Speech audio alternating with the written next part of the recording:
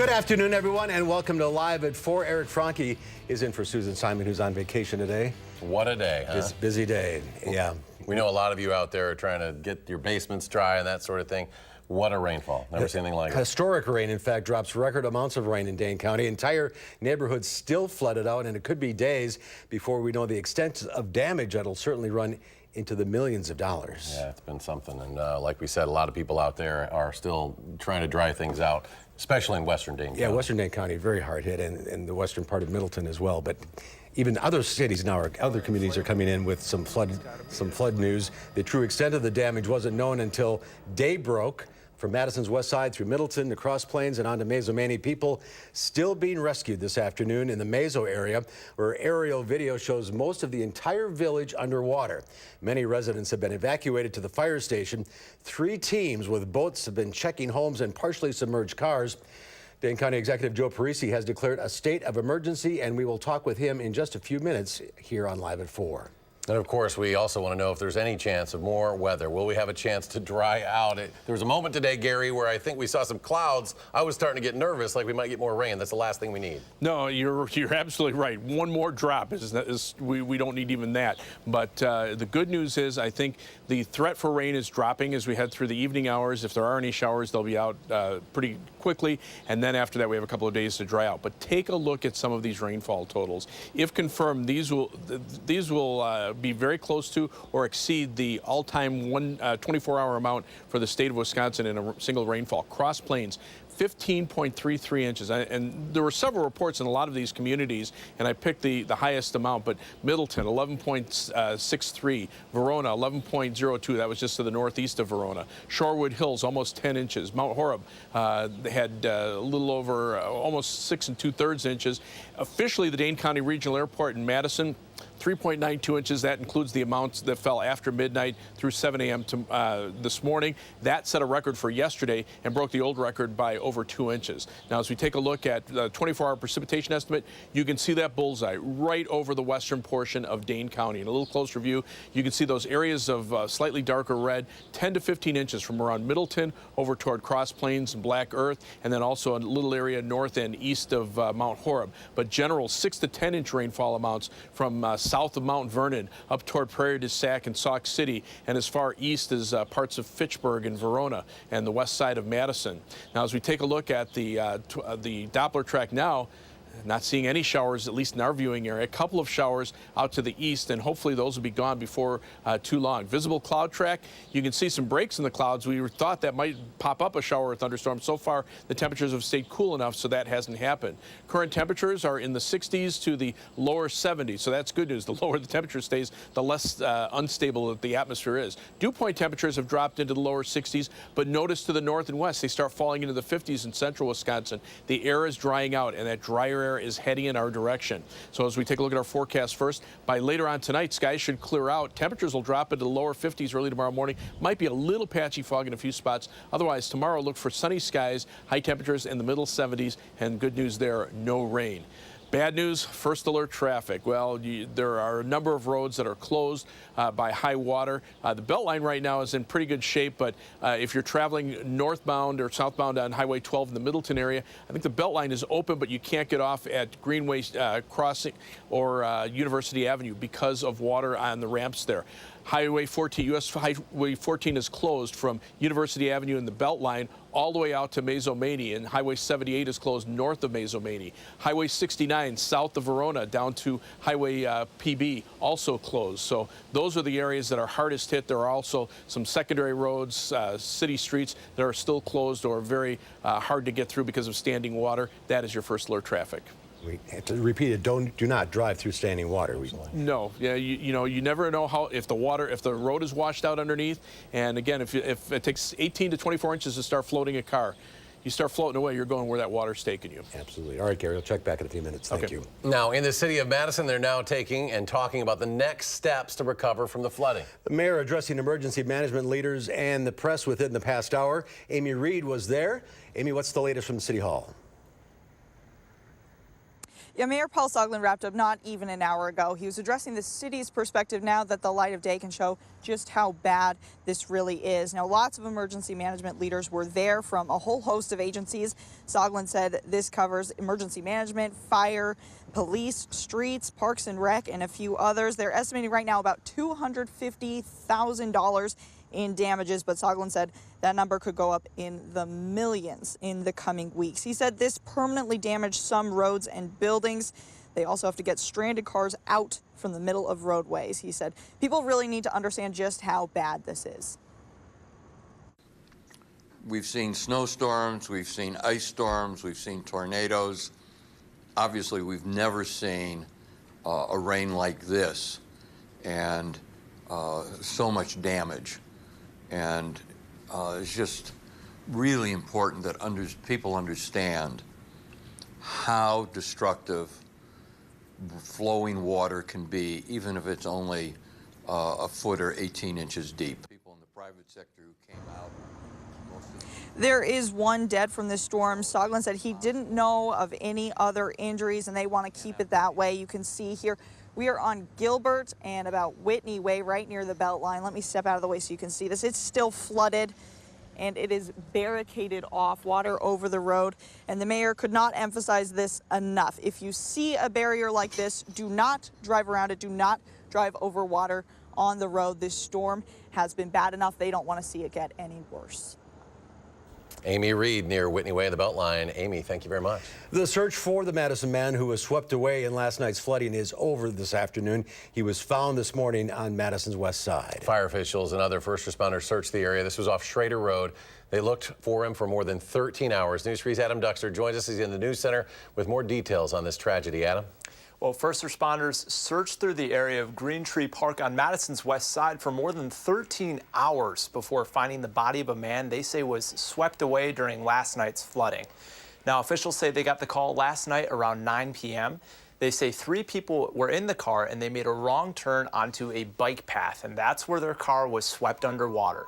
Today, I spoke with Madison Alder Matt Fair, who saw the car being swept away last night and stepped in to help. Both holding on to him as hard as we could. The water was overwhelming. And I knew that if I took a step, my life was in jeopardy too. So we lost him, but that's what happened.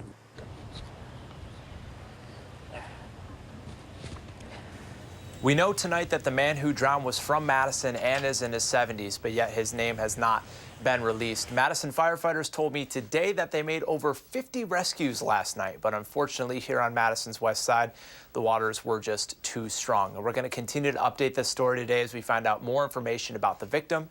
You can find that information on our app or our website at channel3000.com. Oh boy, your thoughts really go out to the family and friends of that victim. And great job by our first responders last night trying to help so many people. Adam, thank you. Several roads, sidewalks, and trails are closed around Middleton due to those floodwaters. The area hit the hardest was west of University Avenue. There is still a lot of standing water there. Rose Schmidt joins us live. She's just off the Beltline there at Greenway. Show us the extent of that damage. Rose? That's right. Now, just over the past couple hours that we've even been out here, this water has receded quite a lot. But you can see still quite a lot of water in this roadway. Some brave souls out here trying to drive through it, but I would say if you have a small car, I would definitely not recommend it. We know that this water started up to people's knees, and now it's down, luckily, to the ground. But there were some eerie sights out here today to see so many cars stalled out in this area. Hundreds of people who got stuck in this area overnight spent the night inside of local hotels and businesses, including Spectrum Brands and Costco, where crews are working today to clean up that water. Many homes and hotels still without power. We talk to people all over the city, and they tell me the same thing. They cannot remember ever seeing anything like this before. Water chaos, water everywhere, more than we ever thought. We saw pouring rain for hours, but when we got out here this morning, it's like, oh my gosh, we have no electricity. We cannot get leave. We're booked in on all sides, so we decided to take a walk, only to find more of this. The police chief tells me the most devastating part to him was seeing the damage to the public lands at the Pheasant Branch Nature Preserve. What used to be a creek is now full of rushing water, and the bike trails are just completely submerged. And that chief wants to remind everybody, like Amy said before, if you see a barricade, do not try to drive around it. Definitely leave it where it is because it's supposed to be there. He said he's seen people actually pick those barricades up and move them, get out of their cars and move them, but he does not recommend that. Back to you. You see all those cars. The people are trying. They're still trying right behind her. Avoid those waterways. All right, Rose, live at Greenway Station. Rose, thank you. Part of Highway 14 near Black Earth was washed away. The bridge near Highway 78 over the Black River Creek is gone, and a popular shoe store was hit by flooding waters. The shoe box was closed as they spent the day trying to dry out. Fans filled the building, and shoes were left to dry out. Many of the shoe boxes were put in bags to be tossed out.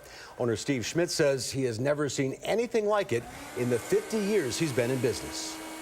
We had some residents that saved a couple of people that went in to the water and one that perished. We did at about 10:05 this morning find the body of that victim. That wasn't Steve Schmidt, and this is Joe Parisi, Dane County Executive. Thank you for being with us. It's been a rough 24 hours here in the county. Yeah, a lot happening. So we just heard the mayor saying people don't realize how bad it is. How bad is it? Yeah, it's pretty bad, particularly on the western side of the county, West Madison and the western side of the county. And actually in a couple of places it's not subsiding, it's getting a little worse because of the way the rain fell and the way it's flowing. Belleville is flooding now, Mazomani's still got a lot going on. So we're not out of the woods yet. Yeah, so let's touch on first, let's start with what the Sugar River watershed's doing down in Belleville. Are some homes in jeopardy there? I mean, what's the situation there? Yeah, well, right now the Sugar River is at record levels. It's never been this high before. And so the flooding is just, beginning to increase in Belleville. So we're assessing there. As you mentioned, in Mazomani, we're going door to door. There are 3 boats out just checking on people, suggesting that they evacuate, but it's not a forced evacuation, and making sure that everyone's okay. And you've opened some temporary shelters for folks. Yeah, we worked with the Red Cross. They've opened up 3 shelters, one on the west side of Madison, one in Mazomani, and one in Cross Plains. Yeah, I think it's West High School, where else did I say? Glacier Creek in Cross Plains, and one other location. Mazomani Elementary School, important for people to know. And those just opened at the top of the hour, so important for people to know where they can go if they need a place to stay. We are entering the afternoon rush hour. What's the status of our roads and highways? Well, it's ever changing. I mean, they're getting better in the city of Madison. I was out and about on the west side today and all the way out to Cross Plains. But as was reported just a little earlier, there are stretches of highways and roads that are closed. So people need to be aware and be cautious and have patience. It's going to be a little tricky for a while. Saw the bridge on 14 over Black Earth Creek gone. Yeah. Do you know of any other areas, like infrastructure things that are going to need major cost repairs here yet? Well, we're in the process of assessing now. There are going to be a lot of roadways that are still underwater that we need to assess. A big chunk of the Cap City Bike Trail, a big intersection we know has washed away, so that's going to have to be totally redone. And then, of course, there are all the houses and businesses that we're still assessing. A lot of damage. And people are encouraged to call 211 if they do have damage. What can they expect if they make that phone call? Yeah, if you call 211, that's if you're a person with the damage to your home. A business should contact their local municipality, and then they can help you walk through the steps of what you have to document and what you have to do to make sure that you can get the help you need and see if you can get insurance or any assistance. Now, I saw Senator Erpenbach, I think, sent a request for a state of emergency declaration to the governor. What are some of these different levels of states of emergency? What does that mean? What does that do, and how does that make things better? Yeah, so this morning we declared a state of emergency in Dane County, and what that does is it gets the wheels in motion so that we can apply and hopefully receive federal emergency aid to help the various folks that are going to suffer from this event, get some reimbursement, low interest loans, that type of thing. But it's mostly so that we can get some help for people down the road. And the statewide state of emergency, that could possibly trigger the National Guard coming in to help? Yeah, I don't think that we'll need that. At this point, it doesn't look like, but we want to make sure that we're asking for everything that's available, so what we need is there for us when we need it. And then again, in the aftermath, so the people who do suffer economic losses have somewhere to turn and can potentially get some help. Well, take us through your last 24 hours in the last minute we have here. I mean, you've had some incredible county employees. I saw deputies flying around last night trying to get to people, help them. It's been an incredible 24 hours. Yeah, I'm glad you mentioned that because we have folks who have been up for virtually 24 hours straight. We turned on the Dane County Emergency Management, and that's where everyone comes together, emergency management. The 911 center did an amazing job. They were overrun with phone calls. Our deputies, all of the first responders throughout the county and throughout the community have done a great job. This happened quickly. We knew it was going to rain, but who knew we were going to get 15 inches of rain in Cross Plains, right? Yeah, and that's part of what makes this so dangerous. This happens so fast. The rain comes down. People aren't prepared. They're out in their cars, and the next thing they know, they're stuck, they're stranded, or they're in trouble. So, really hats off to the first responders and everyone who's come together to help. And the utility companies out getting the power back on to folks. It was a rough night all around. Yeah. And now it's cleanup time and That's right. helping each other out, and just patience, I think, is the key here. Absolutely. All right. Joe, you're going to be on the morning show tomorrow. So I am. Go home, maybe get a nap. Speaking of no sleep, right? Well, we appreciate you stopping by. It's good to see you. Thanks. Thanks, Joe. Take care. There is other news on this Tuesday. The body of a missing University of Iowa woman has been found. And there is a verdict in the Paul Manafort trial. We will have the very latest on that. That's when Live at 4 continues. Stay with us.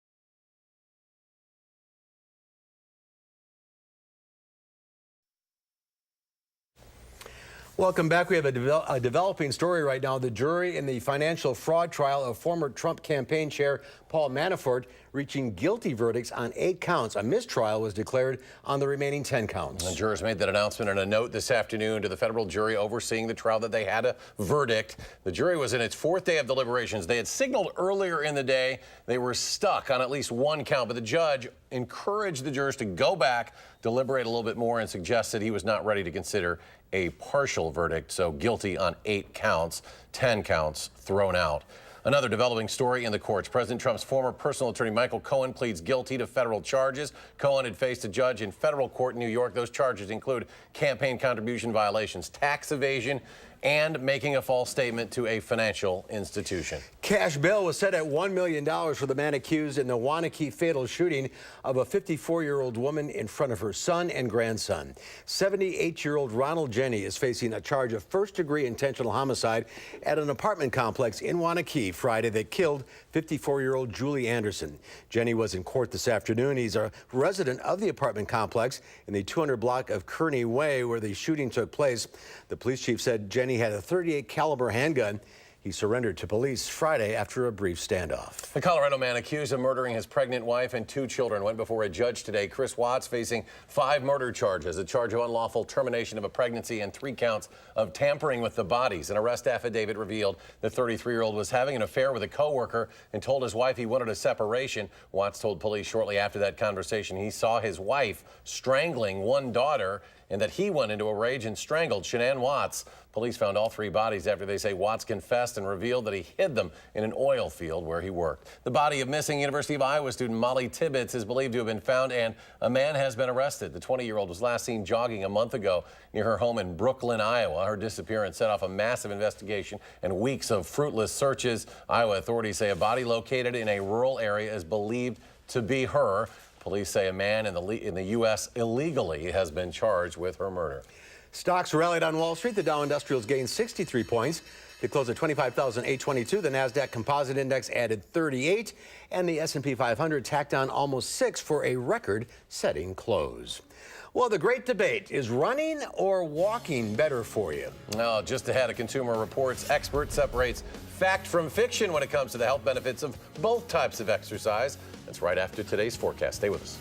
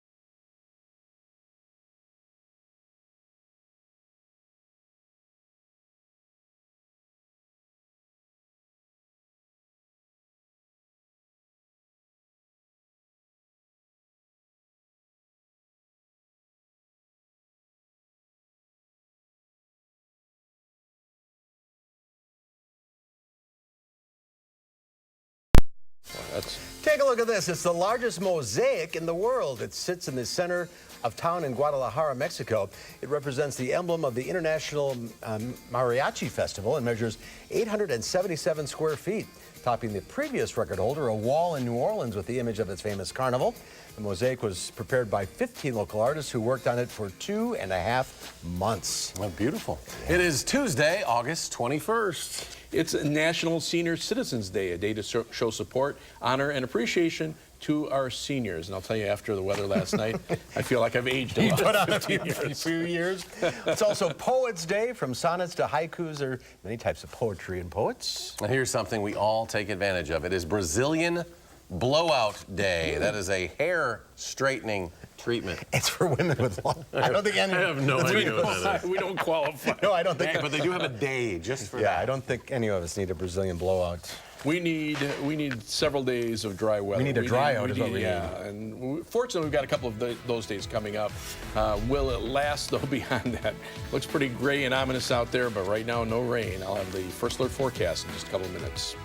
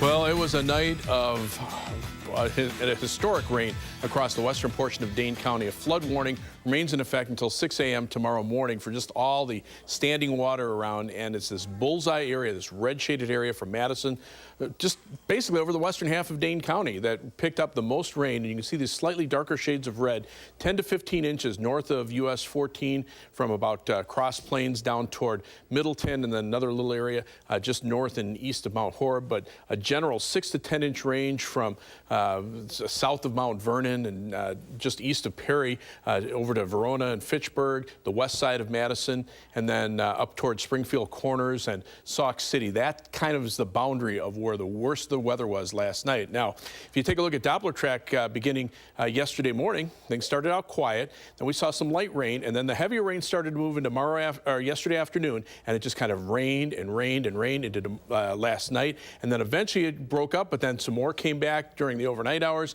and then a few more showers in the morning before everything finally shifted off to the east. Now, as we take a look at current Doppler track, or at least over the last 3 hours, just a few light showers, mainly over the southeastern part of the state. Plenty of clouds around, but that's actually keeping the temperatures down, keeping the atmosphere a little bit more stable, and keeping the rain away. And what's better news is upstream, you don't see a lot of precipitation. A couple of thunderstorms up toward Lake Superior, but those will die out before they reach us. Now, already by Thursday, there'll be the threat for some severe weather over parts of North Dakota and into parts of southwestern Minnesota. That area of showers and thunderstorms will move eastward and could affect us on Friday with more rain.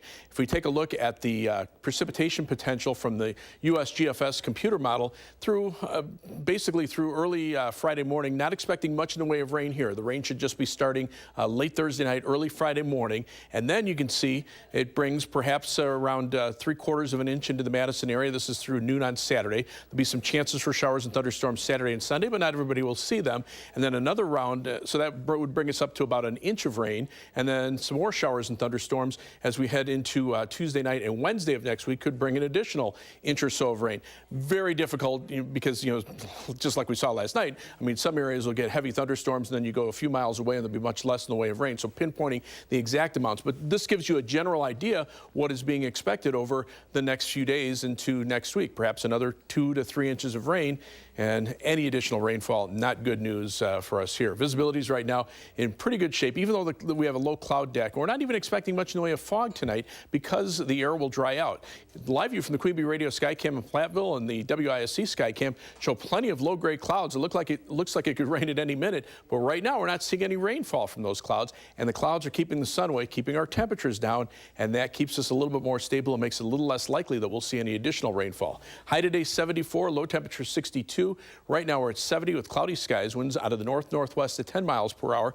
Notice the dew point temperature. Yesterday was in the upper 60s to around 70. Now it's dropped into the lower 60s. As you take a look at weather track, you can see that the jet stream now is in a west to east configuration. It's pushed those showers and thunderstorms from last night off to the east, and it's starting to bring in some drier air from Minnesota down into Wisconsin and across the central portion of the Midwest. We'll have a couple of days to dry out. It's actually a pretty large area of high pressure located near the U.S.-Canadian border. Mild conditions where the sun is shining, temperatures are mainly in the 70s, where it's cloudier, temperatures are closer to 70, but the 80s are now pretty much to the south and to the east of us, and the high humidity, those high dew points where they're near 70 or above, those have pushed down toward the Ohio River and into Ohio and are moving away from us, and the air to our north and west much drier, dew point temperatures in the 50s and 40s, so that is good news, at least for the next couple of days. 53 for the overnight low temperature, just an outside chance of an evening shower, then becoming mostly clear and cooler overnight. For tomorrow, look for a high of 75 under mostly sunny skies, a good day to dry out. As we look at future track, again, just a slight chance for a shower this evening. The skies clearing out nicely overnight, low temperatures in the lower 50s. Tomorrow, plenty of sunshine, high temperatures, middle 70s. Tomorrow night, look for mainly clear skies, low temperatures in the lower to middle 50s, and then high temperatures, again, the mid to upper 70s on Thursday, plenty of sunshine. The next chance of rain, though, arrives Thursday night, late Thursday night into Friday. We'll see some showers and thunderstorms at that time, highs in the lower 70s. But look what happens to the temperatures after that. They jump up into the mid to upper 80s. Humidity levels go way up, and that could lead to some thunderstorm chances. Now, sometimes it gets too warm for the storms to develop, and that would keep them farther to the north. Let's hope that happens for the time being, but there'll be some chances for showers and thunderstorms just about every day into next week. But a good couple of days here. At least for a couple of days, we'll be drying out. We need it. All right, Gary, thank you. You're welcome. When it comes to exercise, do you swear by working up a sweat with a good run, or do you prefer to simply take a vigorous walk? Turns out both runners and walkers reap health benefits compared to couch potatoes, but is one really better than the other for fitness? Our energetic Leah Linscheid laced up her sneakers to report on how Consumer Reports breaks down the different benefits from running versus walking. Let's get started, ladies. The first 3 miles of every run is awful. Once you get over that hump, it's the best feeling ever. When I walk is when I get serenity. It's always good to get any kind of exercise, but which one is actually the best? It's important that you choose an exercise that you can do regularly, and the main difference is just that running burns calories faster than walking. For instance, running half an hour burns about twice the calories as a half hour of walking. But if the walker covers the same distance, just over a longer time, she'll catch up calorie-wise. What about other health benefits? Running and walking are both excellent for heart health. When you run, your heart does work harder than when you walk, but that doesn't actually mean that runners have better heart health than walkers. If runners and walkers burn the same number of calories every day, both groups have a lower risk of heart disease than inactive people. In fact, one large study found the walkers might have a slight advantage over the runners. Walkers see another benefit. I don't have the injuries that my husband has, who is an avid runner. Experts say injuries from running are not inevitable. They are often caused by doing too much, too soon. It's best to ease into running and then gradually increase the speed and the distance and the frequency of your runs. Both types of exercise are also good for bone health. For instance, running or walking at least 30 minutes a day might help mitigate mild bone loss. A longtime runner and walker has this advice. You can get to that finish line no matter how you do it, as long as you keep moving. For WISC News 3, this is Leah Lynchide. Leah, thank you. Contrary to what you may think, runners don't suffer from arthritis any more than non-runners. In fact, their risk for arthritis is roughly 15% lower than for those who do not exercise at all. So do either, but do something. Do something. That's right. Get off the couch. That's the key. Well, is a trip in your near future? Should you buy travel insurance? Well, the coverage may not be what you expect it to be. We'll have more on that as Live at 4 continues. Stay with us.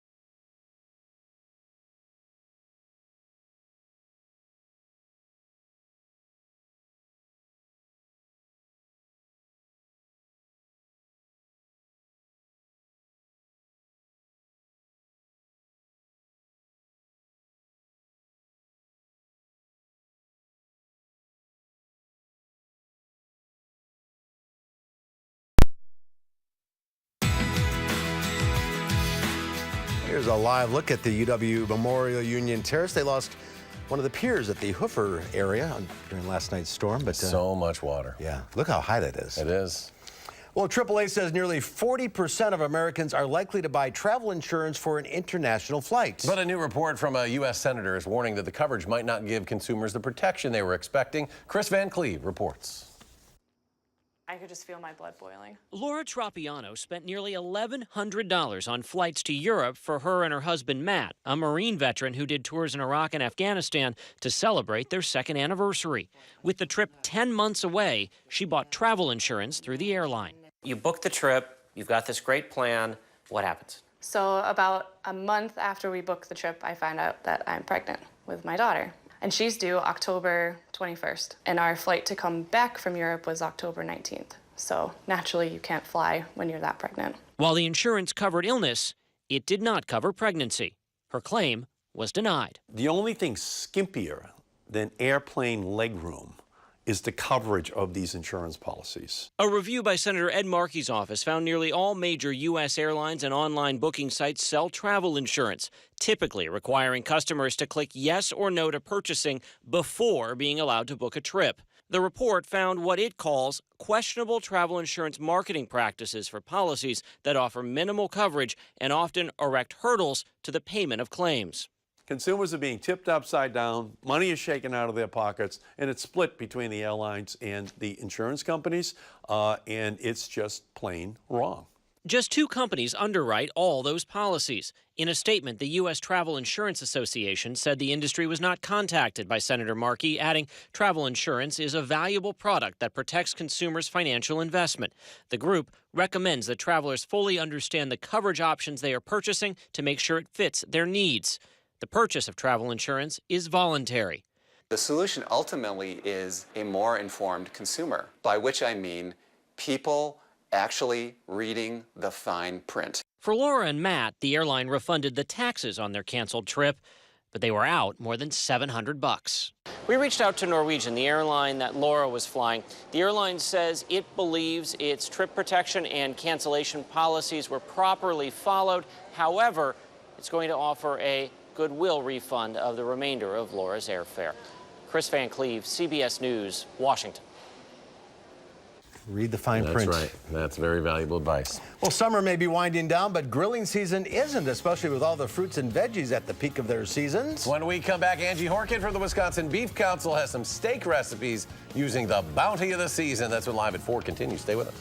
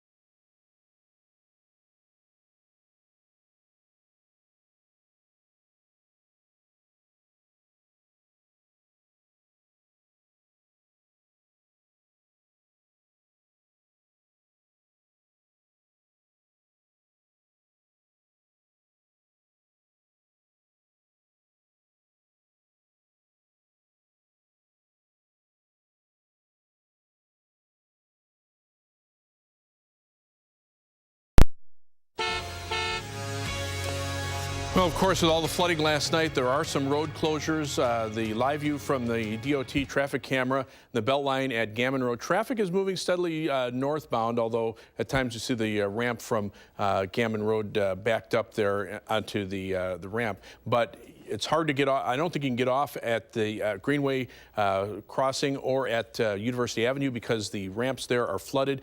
U.S. Highway 14 from University Avenue and the Beltline closed all the way through Cross Plains, Black Earth, and then out to Spring Green. The alternate route is Wisconsin Highway 60. That'll take you to the north, and then you'll connect up with Highway 12, U.S. Highway 12, and then come back in from the north and west. Also to the south, Wisconsin 69 closed between US 18151 and County Highway PB. You can use PB as an alternate and take that back up in the vicinity of the Verona Avenue there. That is your first alert traffic. All right, Gary, thank you. After more than a century locked up, Barnum's Animal Crackers are no longer behind bars. The box for the classic Nabisco snack has been redesigned. Instead of caged in a boxcar, the beloved animals are now outside, roaming among grass and trees.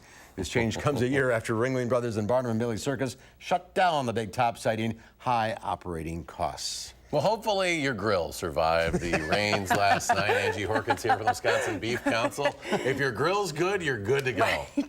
And this if it didn't float away. We still have summer left. We got plenty of grilling season left. Yes, I've got some nice, well-balanced, complete meal recipes, including whole grains, vegetables, garden bounty, so squash, zucchini.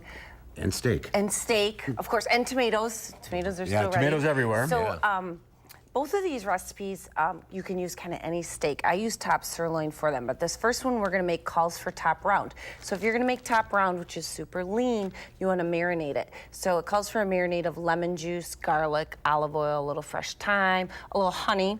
I always marinate top round overnight, but top sirloin, I just threw it in the marinade this morning, mainly for flavor, because it's tender.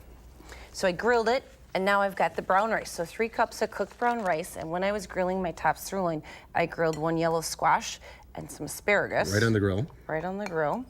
And then we're gonna add 1 fresh tomato, chopped up. Chickpeas or garbanzo beans, so a little extra protein. And then some of the marinade I saved, about a 1/4 cup. And then that's gonna be the dressing on our vegetable salad.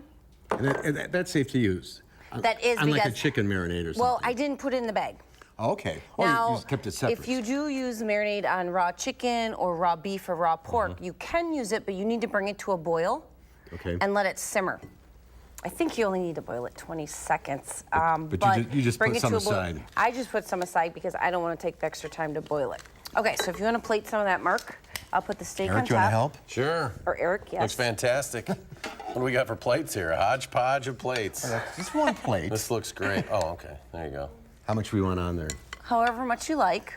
This is way too... This is supper. This is too healthy for See, this is way too healthy for me. And you'll notice I let things fall on the floor so the dog can clean up later.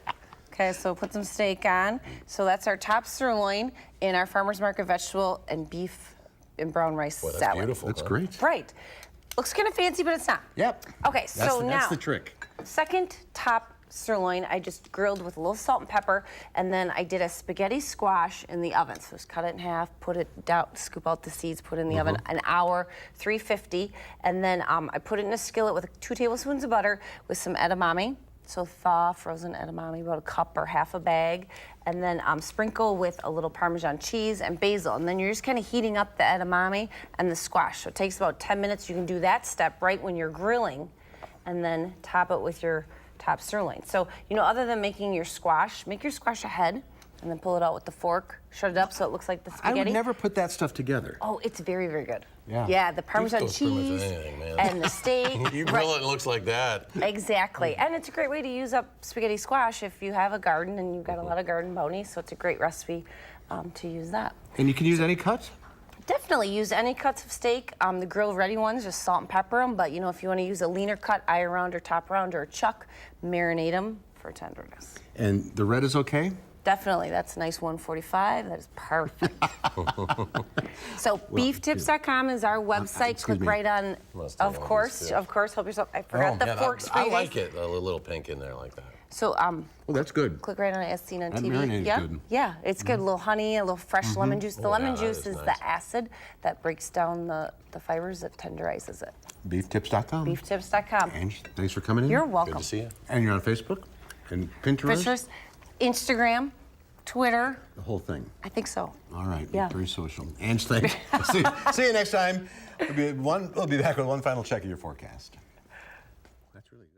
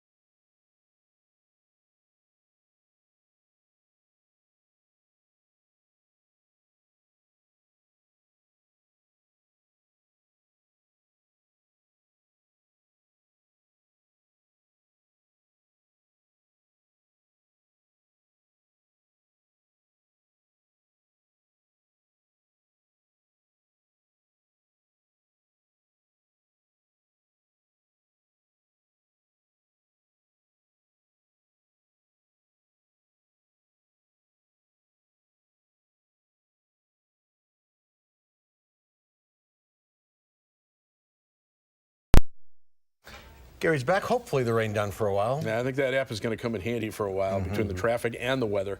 But right now, temperatures are right around 70 here in Madison. It's actually a little cooler to our north and west, a little warmer to the south and east, but it's because of cloud cover that's keeping our temperatures down. Flood warning remains in effect until 6 a.m. tomorrow morning for most of the western half of Dane County. Doppler track, good news there. Just a few sprinkles and mainly over the southeastern part of the state. Those are drifting into northern Illinois.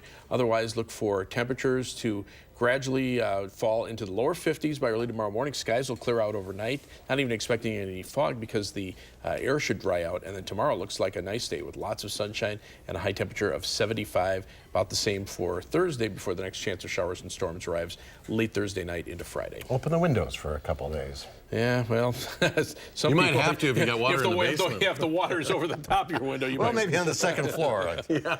So Use common sense. Yeah. All right, Gary. Thank you. Coming up tomorrow here on Live at 4, we go behind the wheel with Harvey Briggs in the all-new Toyota Avalon. You used to drive one of these. They're awesome. They're very roomy, but my wife always said it was too big. So It's a full-size car. It has got lots of backseat room. We'll talk about that, an alternative to all those crossovers out there. That's tomorrow on Live at 4.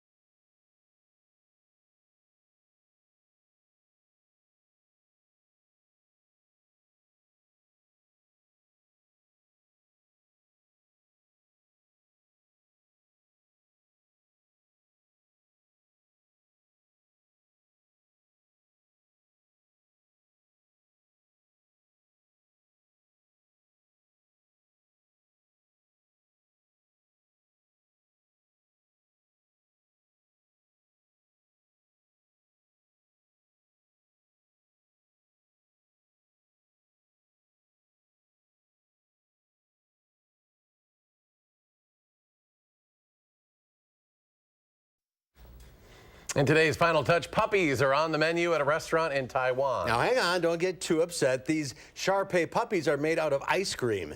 They look so real, but they are actually made out of chocolate, milk tea, and peanut-flavored ice cream. The restaurant uses a special mold with a special recipe that creates a hairy-looking frost on top of the ice cream.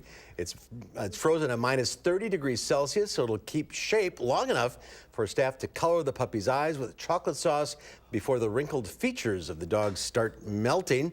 One puppy ice cream takes about 5 hours.